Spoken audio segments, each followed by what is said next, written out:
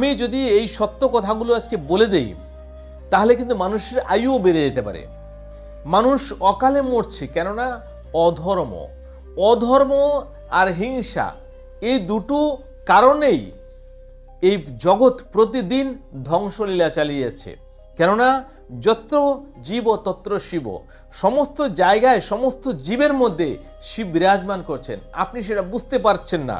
এবার অন্যায় কাজ আর হিংসা এই দুটো মিলেই কিন্তু সবকিছুর প্রলয় হচ্ছে বা সবকিছু বিনাশ হচ্ছে। এই অধর্ম আর হিংসা দুটো মিলে কিন্তু মারামারি হবে, অর্থাৎ দুটো দেহ মারামারি হবে, অর্থাৎ দুটো প্রাণী আমরা মারামারি করছি।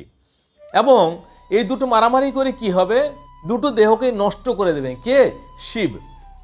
কেননা পরমাত্মা রূপে এবং প্রতিটি জীবের মধ্যে শিব বাস করেন। আপনার দেহ নিয়ে, আপনার কর্ম নিয়ে তো অহংকার হচ্ছে বা হিংসা হচ্ছে বা অধর্মের পথে চলছেন, তার মানে